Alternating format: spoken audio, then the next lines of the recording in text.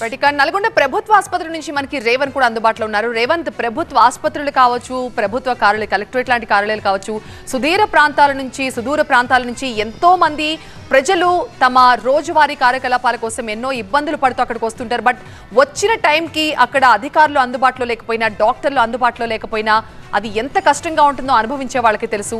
మరి ఏంటి ఇంత నిర్లిప్తత ఎందుకుంది ప్రభుత్వ ఆసుపత్రుల్లో కావచ్చు, ప్రభుత్వ కార్యాలయాల్లో కావచ్చు? ముఖ్యంగా ప్రభుత్వం అందిస్తున్నటువంటి సేవల్లో అతి ముఖ్యమైనటువంటి సేవ వైద్య సేవ. ముఖ్యంగా ప్రభుత్వం అందించేటువంటి వైద్య సేవలు ముఖ్యంగా పేద ప్రజలు మాత్రమే తీసుకుంటారు. అత్యంత కీలకమైనటువంటి వైద్య సేవలు మాత్రం ప్రజలకు అందించడంలో కొంత ఇబ్బంది అవుతూ ఉంది.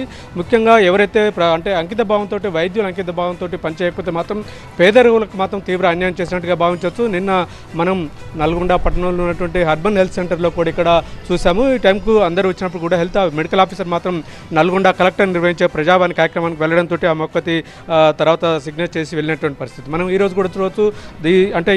ఈ అర్బన్ హెల్త్ సెంటర్లో మెడికల్ ఆఫీసర్తో పాటు supervisor, pharmacist, lab technician, staff nurse, supporting స్టాఫ్తో అందరు కలిసి ఉంటారు. అయితే మనం ఈరోజు చూస్తున్నప్పటికీ ఇక్కడ ఏదైతే ల్యాబ్ టెక్నీషియన్ సంబంధించి కూడా ఇక్కడ తన విధులు నిర్వహిస్తున్నటువంటి పరిస్థితి అయితే కనిపిస్తూ ఉంది.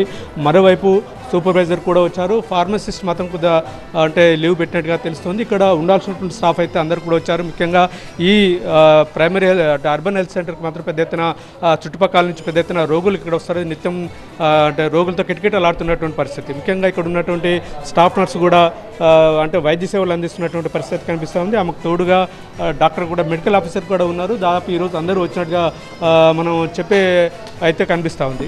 చెప్పండి, మీరు అందరూ రెగ్యులర్గా వస్తున్నారా? ఎట్లా ఉంటుంది? పానగల్ స్టాఫ్ అందరూ రెగ్యులర్గా వస్తారు. అందరూ టైం పంక్చువాలిటీ అందరూ మెయింటైన్ చేస్తారు. యాక్చువల్లీ అసలు మా పిహెచ్సికి ఓపీ బాగా ఉంటుంది. మినిమం డైలీ యావరేజ్ ఓపీ వచ్చేసి 100 to 150 ఉంటుంది. సో ఎప్పుడు రద్దీగా ఉంటుంది అనమాట. యాక్చువల్లీ ఇంకా స్టాఫ్ కూడా ఇంకా తక్కువ ఉన్నారు. రిక్రూట్ చేస్తామన్నారు. మాకు ఇంకా అడిషనల్ స్టాఫ్ కూడా ఇస్తామన్నారు. ఫార్మసిస్ట్ ఈరోజు వచ్చారా? మా ఫార్మసిస్ట్ వచ్చారు ఈరోజు. నిన్న లీవ్ పెట్టారు, హెల్త్ బాగాలేదని సిఎల్ పెట్టుకున్నారు. ఈరోజు వచ్చారు. ఈరోజు అందరు స్టాఫ్ ఉండాల్సిన స్టాఫ్ అంతా వచ్చారు. అందరూ ఉన్నారు. ఫీల్డ్ స్టాఫ్ అందరూ ఏఎన్ఎంస్ ఫీల్డ్ స్టాఫ్ అనమాట. వాళ్ళు క్యాంప్స్ మీద ఇప్పుడు ఫ్రైడే డ్రైడే చేస్తామన్నమాట. ఇప్పుడు డెంగ్యూ సీజన్ ఇదంతా కదా.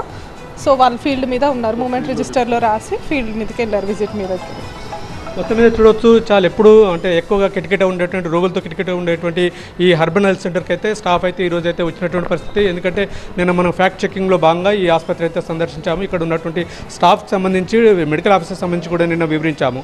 మొత్తం మీద నిన్న చేసినటువంటి ఇంపాక్ట్తో అయితే మొత్తం స్టాఫ్ అయితే ఇక్కడ చేరుకున్న పరిస్థితి కనిపిస్తూ ఉంది. రైట్ రేవంత్.